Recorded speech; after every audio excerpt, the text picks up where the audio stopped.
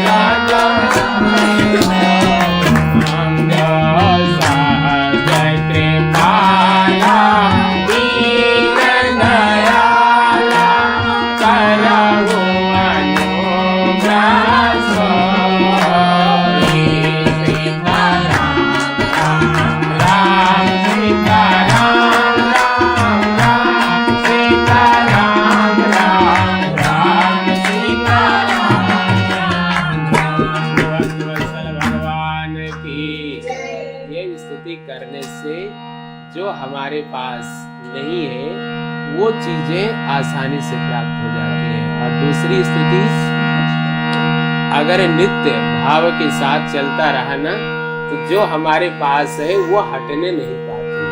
दूसरी स्तुति क्या है? 2 लाइन।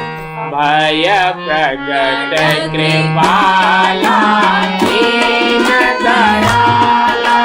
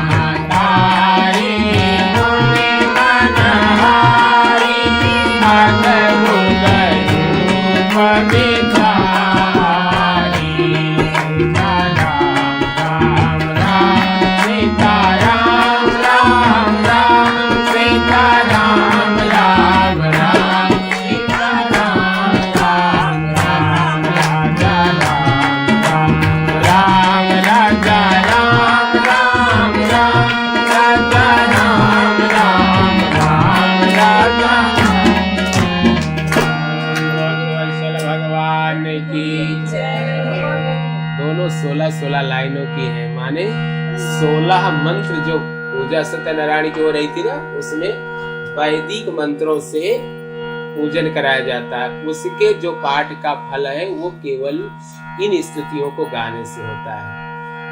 और सारी स्तुतियां तो सब ही, प्रार्थना तो कुछ भी किया जाए, परमात्मा सारे भाव समझता है। लेकिन रामायण की स्तुतियों को, मानस रामचरित मानस की स्तुतियों को भगवान शंकर ने काशी में इसमें दिव्यतम शक्ति प्रदान करी है। इसीलिए रामायण की चौपाइयां केवल चौपाई नहीं है, ये सारे मंत्र हैं और इनको पढ़ने से जानते कि गुरु गृह गए पढ़न रघुराई अल्पकाल में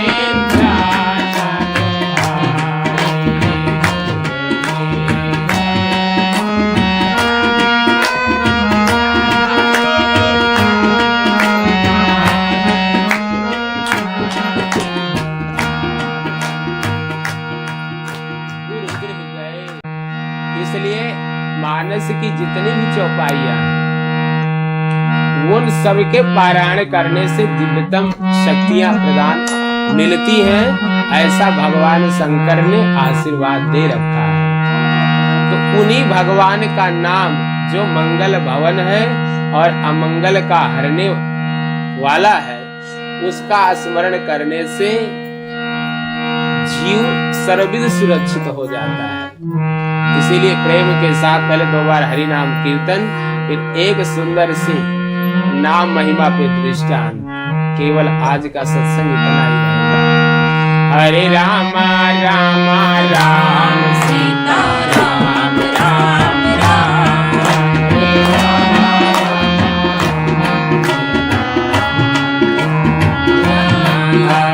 रामा रामा राम सीता राम राम राम हरे रामा रामा राम सीता राम राम हरे रामा रामा राम सीता राम राम राम हरे रामा रामा राम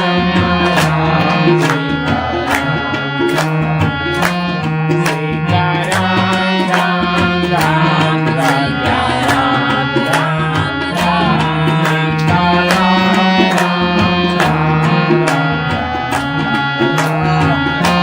राम राजा राम राम राम राजा राम राम राम सीता राम राम राम सीता राम राम राम सीता राम राम राम सीता राम राम राम राजा राम राम राम राजा राम राम हरे राम राम राम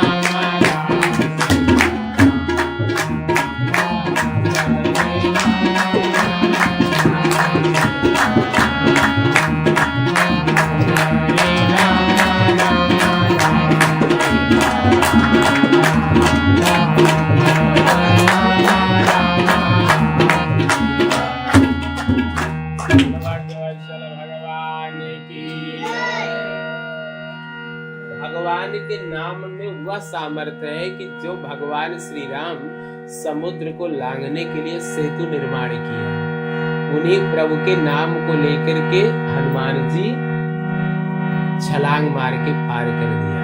मुद्रिका लेकर के जाने का मतलब क्या था?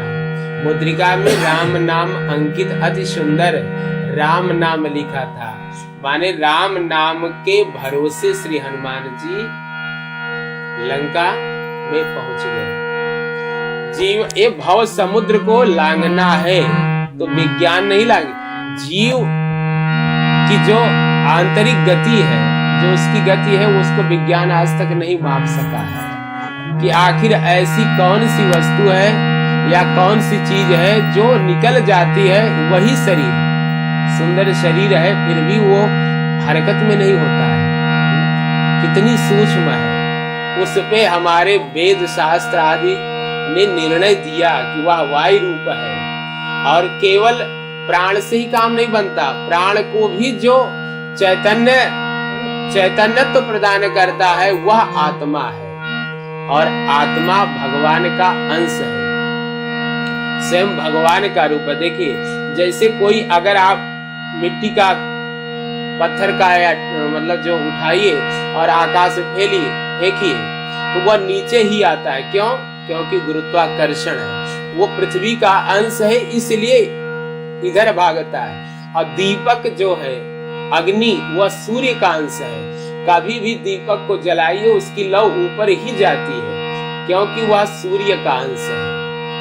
तो जीव भी इसी तरह परमात्मा का अंश माने हिस्सा होता है, वो भगवान का। इसीलिए सारे गुण जो परमात्मा में है वह जीव में है, लेकिन जीव केवल अपना सहज स्वरूप भूल गया है।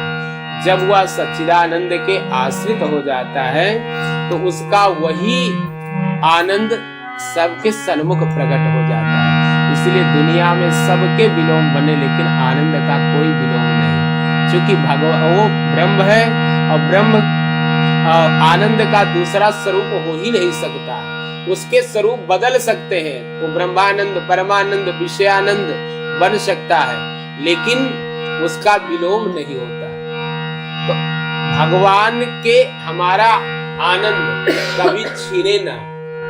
इसीलिए जो भगवान से जुड़ जाते हैं ना, उनका सहज में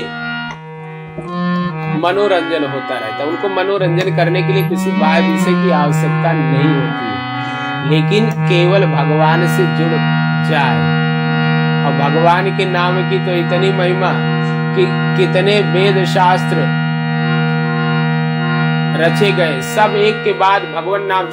हर चीज पे किसी का मत एक नहीं है, सब कितने मत निकले, सबके अलग अलग है, लेकिन एक नाम ऐसा है कि उस पे सबका मत बराबर है। चाहे वो निराकारी हो, चाहे साकारी हो, चाहे देसी हो, विदेशी हो, सबको भगवान के नाम पे जो श्रद्धा है, जो प्रेम है, वह अकाट्य है।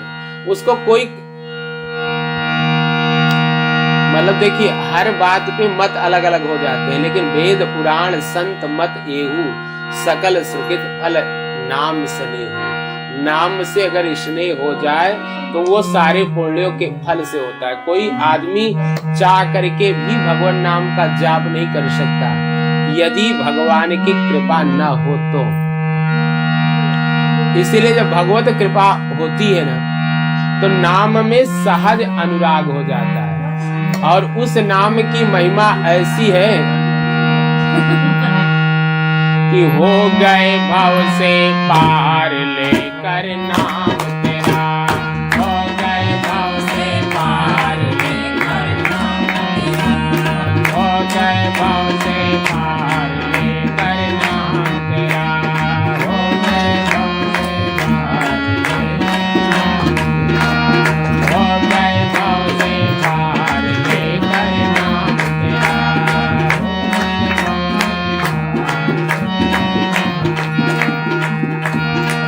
वाल्मीकि अति दीन दुखीता, बुरे कर्म में सदा लीनता। वाल्मीकि अति दीन दुखीता,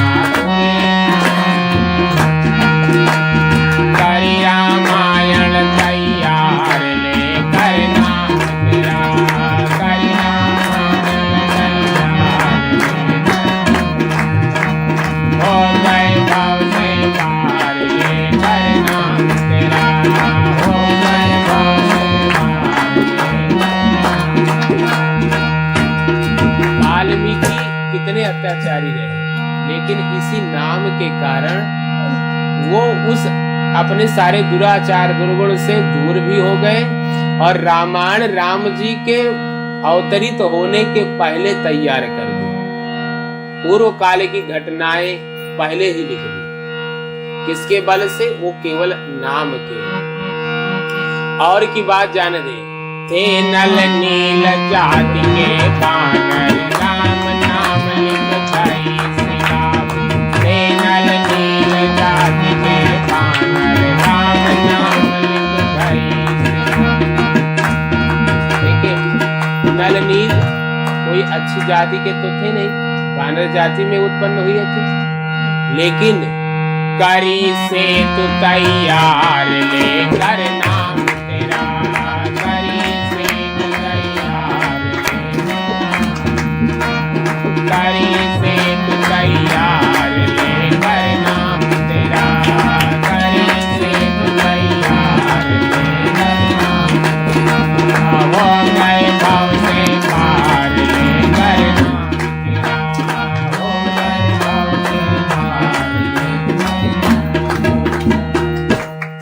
बताइए, वो राम नाम लिख दई शिला पर। देखो, उनको यद्यपि ऋषि ने श्राप दिया था, श्राप मिला लेकिन वह आशीर्वाद बन गया। कहते हैं ना कि नल नील किसी ऋषि के आश्रम में रहा करते थे, वानर थे तो उनको खूब प्यार करते थे, ऋषि के आश्रम में रहते। लेकिन एक दिन ऋषि बाहर गए तो उनके भगवान जी को, उनके ठाकुर जी को फेंक दिया सरोवर में, तालाब में। और जब उसमें फेंक दिया ना, तो होता क्या है कि ऋषि आए, ढूंढने लगे कि हमारे भगवान जी ठाकुर जी कहाँ गए। तो नलनील ने बताया कि हम तो ठाकुर जी को तैराए आए हैं बाबा, हमने देखा कि आप रोज जल उलीचते हो, तो बार बार थोड़ा थोड़ा जल क्या नहलाते हो, इकट्ठे सरोवर में डाल देते, कब नहा ले भरपूर। और डाल दिए। तो अब बाबा ढूंढने लगा, तो भाई बहुत परेशानी के बाद मिला। अब अगले दिन फिर वही काम किया। जब बार बार करे तो ऋषि ने कहा, जाओ आज के बाद जिस पत्थर को तुम छुएगा ना, वो तैरने लगेगा। अब ठाकुर जी कलेजा को फेंके, और जब वहां ये बाबा को अब आसानी होती थी, ठाकुर जी उतराए रहते थे और उनको उठा लाते थे। ये श्राप था, लेकिन आज आशीर्वाद बना राम जी के कार्य के लिए। समुद्र ने बताया कि नलनील को ऐसा वरदान मिला है। अब राम जी को पार जाना था, तब उन्होंने किया क्या कि इन दोनों को आदेशित किया, भाई आप जो है, आपके हाथ से अगर स्पर्श हो जाए तो शिलाखंड तैरने लगते हैं, आप चलो ऐसा करो। अब वो तो कर रहे हैं, लेकिन सागर की लहरें जब आती थी तो जो पर्वत डाले जाते थे ना, वो लहरों से इधर के उधर हो जाया करते थे। अब तैयार तो तभी होगा जब वो जुड़े रहे ना, एक जगह स्थिर रहे। तो लहरें आती थी, जो तैरने वाले कभी इधर कभी उधर। भगवान ने सोचा बड़ी अद्भुत बात हो रही है, अब क्या हो। तो वो देखे, और देखने के बाद चुपचाप प्रभु ने सोचा कि कोई उपाय करना चाहिए कि इनको कोई मार्ग मिले। इसलिए वो किनारे चले गए और उन्होंने एक पत्थर उठाया, समुद्र में डाल दिया। समुद्र में डाला तो वो नीचे चला गया।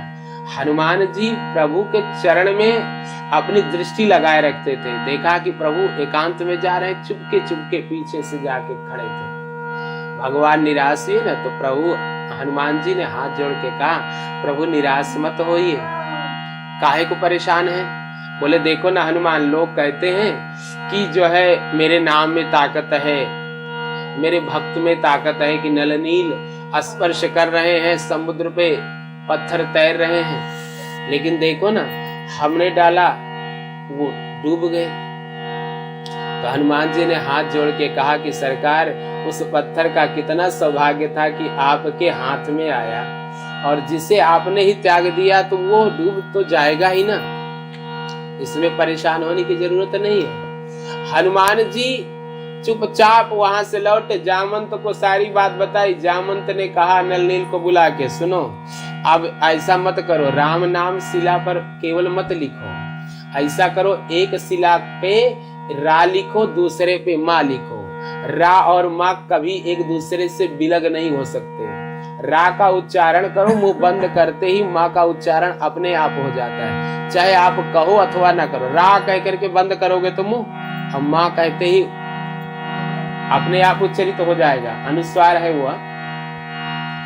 तो उन्होंने जब उपाय बताया कि ब्रह्म जीव सम सहज संघाती, ये ब्रह्म और जीव की तरह से सहज साथ रहने वाले हैं, रा और माँ। तो एक पे रा लिखा गया, दूसरे पे माँ लिखा गया, दोनों पत्थर आकर के परस्पर चिपक जाते थे। अपने आप उन्हें सीमेंट मिल गया, मतलब ढूंढना नहीं पड़ा। एक पत्थर पे रा लिखा जाता है, दूसरे पे माँ लिखा जाता है, और सेतु तैयार होने लगा। वाल्मीकि जी ने लिखा है कि 5 दिन में पूरा सेतु तैयार हुआ था। 5 दिन लगे थे इस शिलाखंड को तैयार करने, इस सेतु तैयार करने में। और इसीलिए संत ने लिखा, करी सेतु तैयार ले कर नाम तेरा, करी सेतु तैयार ले कर हो गए भाव से पार ले कर नाम तेरा, हो गए भाव से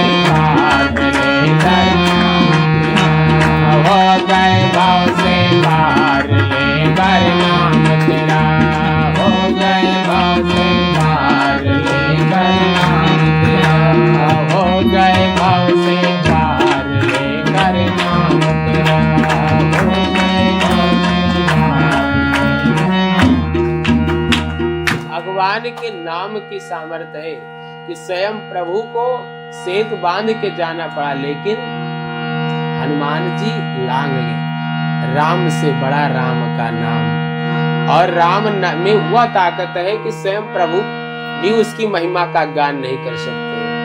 हमारे संत समाज में एक कथा बहुत सुंदर प्रचलित है कि दो सगे भाई थे, और बड़ा भाई जो था वो संतों का बहुत बड़ा प्रेमी था, और छोटा जो था ना वो व्यापार कुशल था, लेकिन उसे संत में कोई आस्था नहीं थी। उसे लगता था कि बेकार में हमारे बड़े भैया संतों के पीछे पड़े रहते हैं और ये इन्हीं के पीछे सारा धन खर्च करते रहते हैं। वो मना भी करता था, लेकिन भाई नहीं मानता। तो एक बार गांव में एक बहुत अच्छे संत पधारे, सारे लोग उनके दर्शन के लिए पधारे, और जब बड़ा भैया उनके पास गया, एकांत था, हाथ जोड़ के बोला, बाबा मेरा छोटा भाई भजन नहीं करता है, हमारे घर में सब सुख समृद्धि है, सारा परिवार खुशहाल है, लेकिन मुझे एक बात का दुख है कि सारा जैसे सारे व्यंजन बने हो और नमक न मिला हो तो उसका स्वाद नहीं आता, ऐसे सारे सुख हो और भजन न होता हो तो वो सब व्यर्थ है।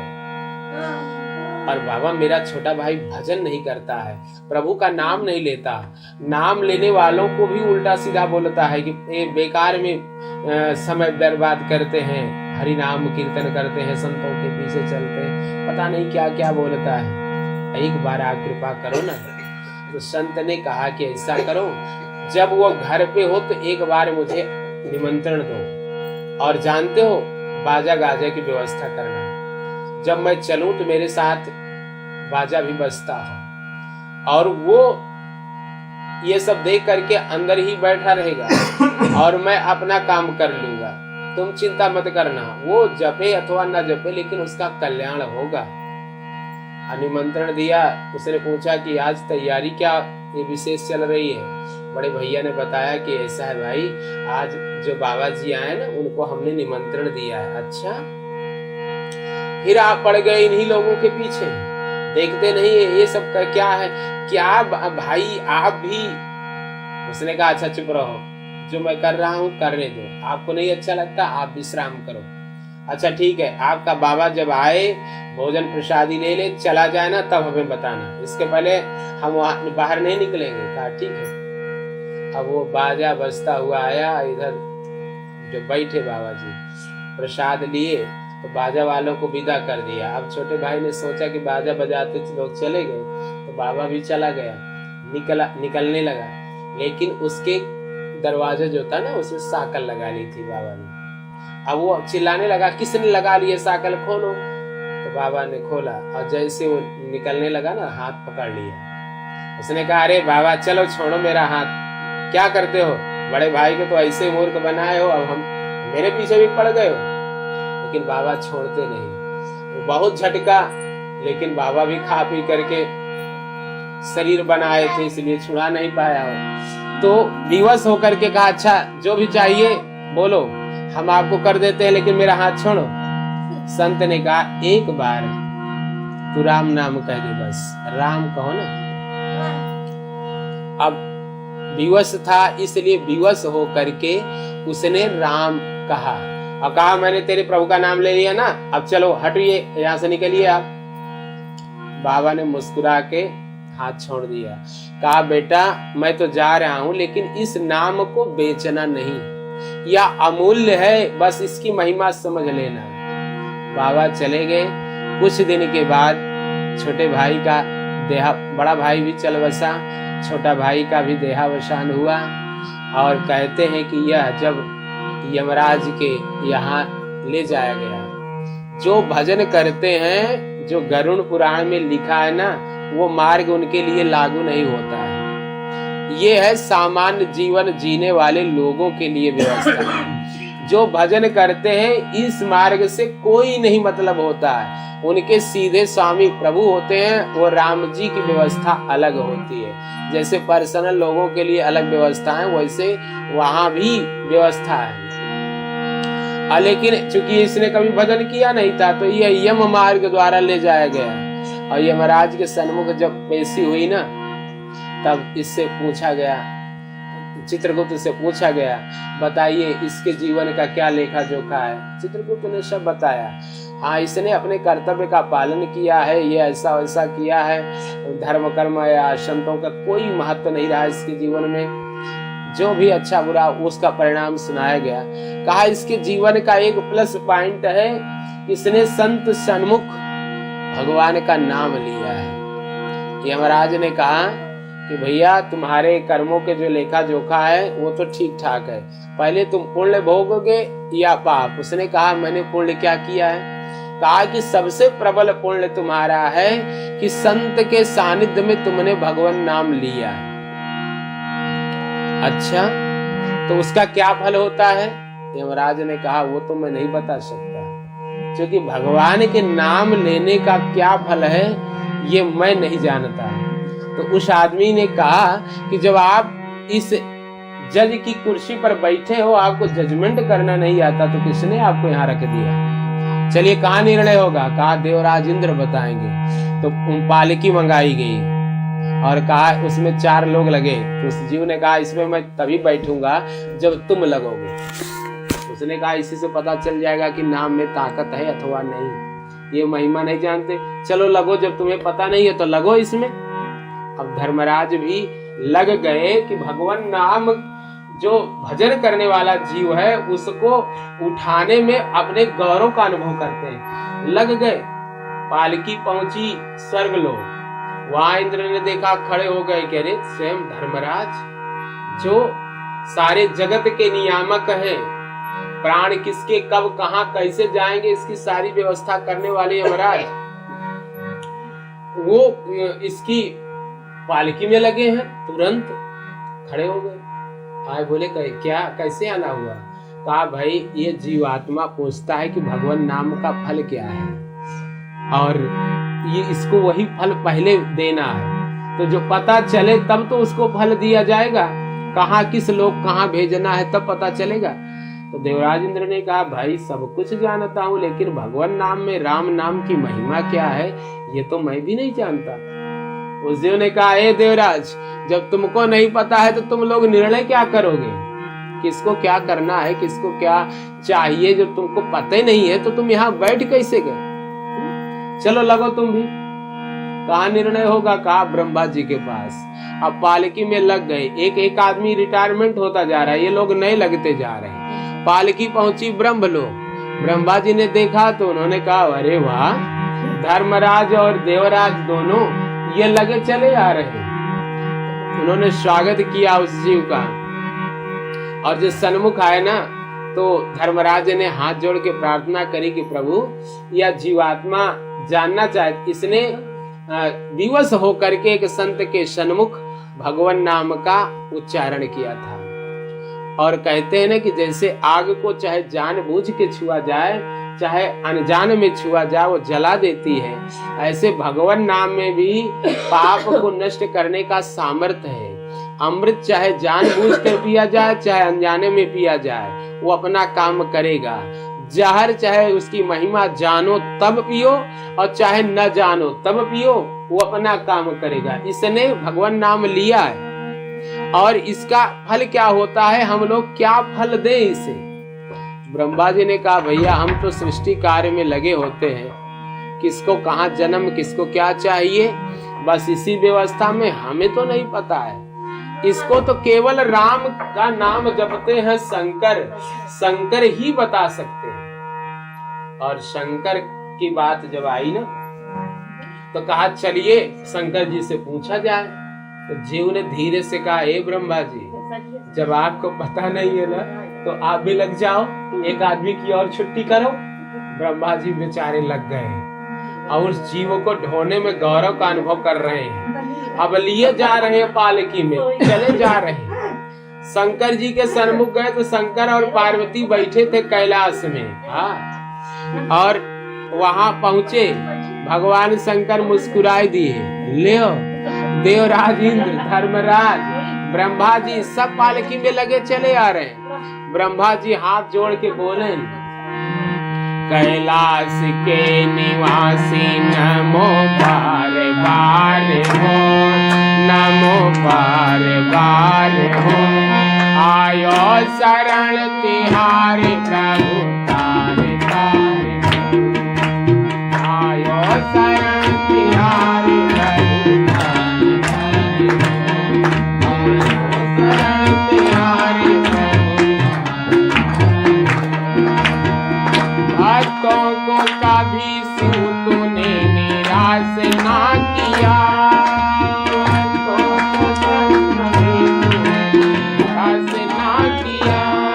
मांगा जिन्हें जो चाहा वरदान दे दिया, मांगा जिन्हें जो चाहा वरदान दे दिया।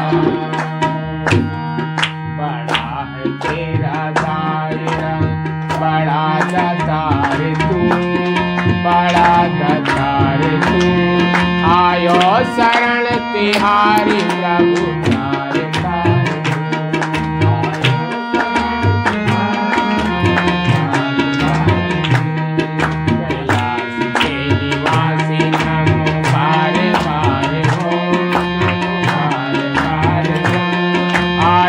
शरण तिहारी प्रभु तारे तारे,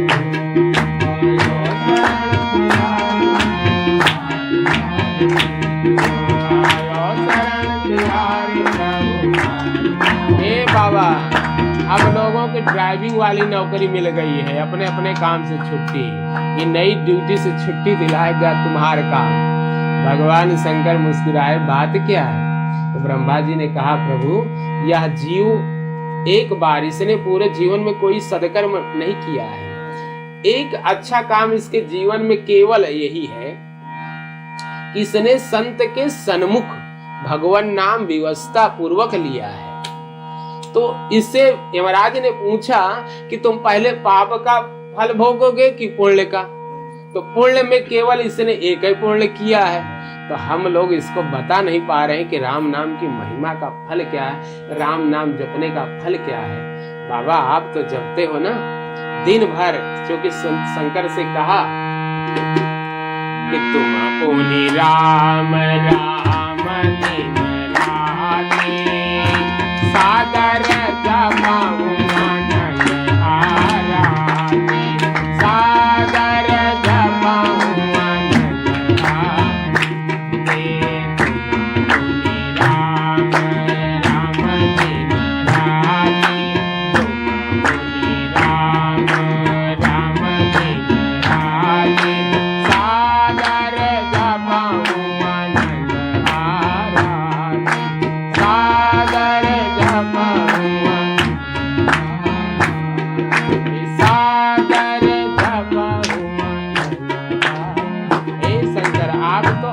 शहीद राम का नाम जान महेश राम प्रभुताई।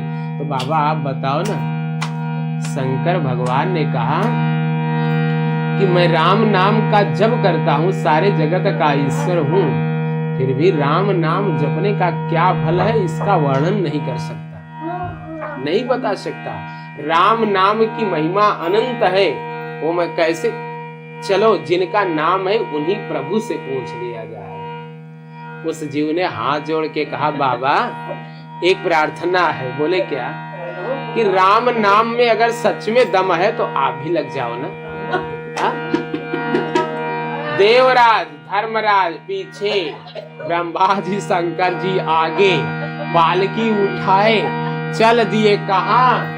भगवान के धाम। और शंकर जी चले जा रहे हैं, लेकिन जा रहे हैं तो हरि नाम गायन करते जा रहे हैं, क्योंकि उनको पता है इसी नाम की महिमा बतानी है। बाबा तो केवल भोले बन गए, अब कुछ जानता ना, वो भांग वांग को चढ़ गए रही ना, मस्ती माहौल चलता है। हाँ चले जा रहे हैं भगवान के धाम और नाम जपे जा रहे हैं, वो भी कि जौन कम पुण्य भाव और एक ज्यादा हो जाए। भगवान का नाम लेते हुए जा रहे हैं। पहुंचे, भगवान नारायण लेटे विश्राम कर रहे थे, से सैया पे लक्ष्मी मैया चरण दबा रही थी।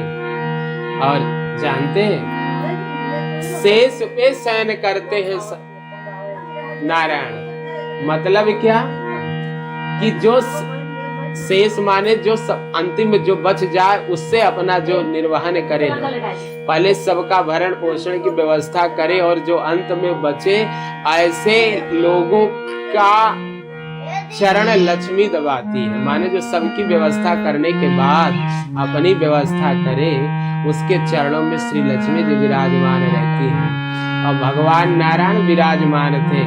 वो भक्त वत्सल भगवान वहां जब पहुंचे, पालकी रखी गई, भगवान शंकर को देखा तो प्रभु को हंसी आ गई। अरे महादेव आप कैसे भगवान शिव ने कहा, हे प्रभु ये जीवात्मा एक ऐसे में बैठा है, उसने व्यवस्था पूर्वक भगवान का नाम लिया और 4 लोग को ड्यूटी लगाए थे, इमरजेंसी ड्यूटी लगी। अब प्रभु थोड़ा सा आप बता दे, आपका नाम है कि भगवान आपके नाम में क्या सामर्थ्य है, आपके नाम जपने का क्या फल है। तो भगवान नारायण ने कहा कि आप 4 लोग मिलके जैसे वृक्षकिशोर को छिदा के रखा जाता है वैसे ला के हमारी गोदिया में डाल दिया तो हम एक बताई थे। तो 4 जने मिल के पकड़े और आराम से उठा के लाए और जानते हो भगवान की गोद में रख दिया। तब 4 जने हाथ जोड़ के खड़ा भय, प्रभु ये बतावा कि राम नाम को महिमा का फल, राम नाम को महिमा का राम नाम जपने का फल क्या है। तो भगवान मुस्कुराए, कहा आप भी नहीं समझ पाए कि राम नाम जपने से स्वयं धर्मराज जे मृत्यु को मालिक है, कब किसकी मृत्यु कहाँ होगी कई व्यवस्था करे वाला यमराज। और यमराज ये भी लगे हैं, देवराज इंद्र जो पुण्य भोगता है स्वर्ग जाता है, वहां के स्वर्गलोक के स्वामी ये, और जगत के पितामह ब्रह्मा जी सारी सृष्टि को उत्पन्न करने वाले, देवों के देव महादेव जिसकी पालकी में लगे हो और 4 लोग उठा करके नारायण की गोद में डाले हो, इससे बढ़ करके और राम नाम का फल क्या होगा। सच तो ये है कि बताऊं, यही नाम की महिमा है कि स्वयं आज यह जीव परमात्मा की गोद में आ गया है। इसीलिए तुलसी उन्होंने कहा नाम की महिमा का ये बयान नहीं किया जा सकता कि कितना राम नाम में सामर्थ्य है। केवल इतना समझ लो कि आप जैसे देवों के देव महादेव जिसकी पालकी में लगे हैं, यही राम नाम जपने का फल है। और जानते हैं उस नियम है कि जो राम नाम जपता है वो सर्व जगत पूज्य बन जाता है। ये जगत पूज्य सुपनीत तुलसी ने कहा, सो कुल धन्य उमा सुन जगत पूज्य सुपनीत, श्री रघुवीर परायण जय नर उपज विनीत। राम नाम जप करने से आदमी महत्वपूर्ण बन जाता है, जगत पूज्य बन जाता है। तो उदाहरण के लिए देखा जा सकता है, जैसे शंकर जी का मिल के वो जीव को छिदाए रहे, वैसे हम को छिदावे वाले मिल जाते, नहीं तो पैदल चले में 1-2 घंटा लागत है यहाँ से बाहर निकले। के देश भगवान का नाम का सामर्थ्य तो ये नाम की महिमा है कि जो दो जैसे तुलसी भांग के पौधा सरीखा थे, माने पैदा होते ही राम नाम बोले, इनका नाम है राम बोला पड़ गया। पैदा हुए माता मर गई, जो पाली दासी मर गई, पिता पाला पिता मर गया। गांव के लोग कहें ये शुद्ध आदमी पैदा हो गया, एक गांव के बाहर कह दिया नहीं गौना में मर जाइए, सब निकाल के बाहर कर दिए। वो तुलसी ओका एक संत मिल गए स्वामी नरहरियानंद, राम कथा राम मंत्र दिया और राम कथा सुनाई दी, और वो तुलसी का हो गए तुलसीदास। ये भांग से भी बुरा था, भांग का तो लोग खा थे, प्रेम के साथ होकर भोग लगाओ थे, बम भोले को प्रसादी लेके मन्नू भाई बन जाते। लेकिन तुलसी को तो सबने निकाल दिया था। वही तुलसी तुलसी का पौधा जैसे पवित्र माना गया, पूज्य हो गया, जिसको सुमिरन करने से तुलसीदास बन गया। भांग से भी, भांग की तो बात जाने दो, तुलसी पत्र की तरह पूजित हो गया। सारे जगत में आज उनके नाम की महिमा गाई जा रही, उनकी लिखी राम कथा सब लोग गा रहे हैं। किंकर कृतार्थ हुआ आपकी सुबानी से। बड़े बड़े संतों ने कहा कि मैं तो तुलसी के मतलब वाणी से कृतार्थ हो गया।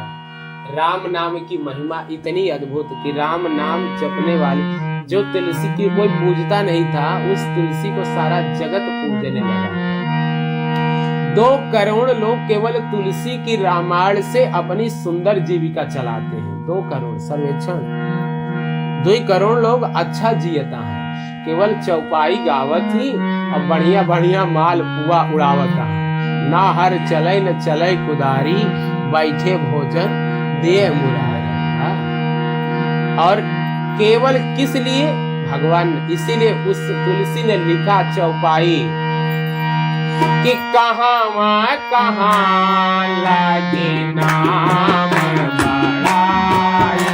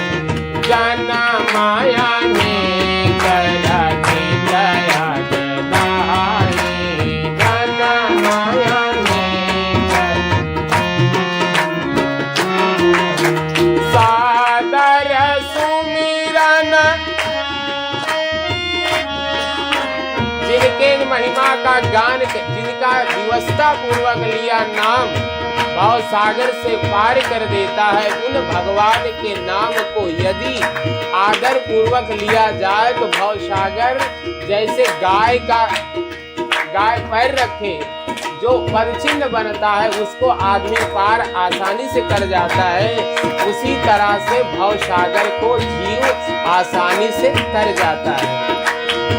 इसीलिए शंकर ने कहा कि सादर सुमिरन जे नर करहि, सादर सुमिरन जे नर करहि, भाव बारिद को बदहि बदरहि, भाव बारिद को बदहि,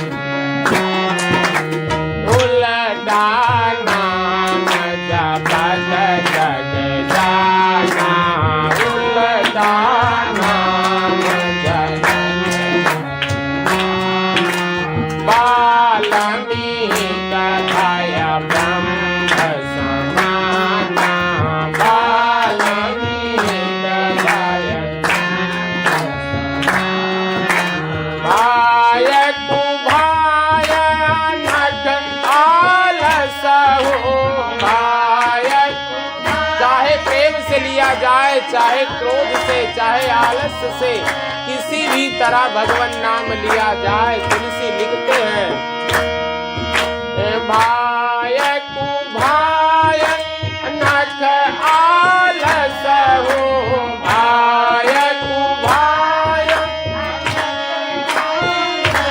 हो, नाम जपत मंगल दिवस हो,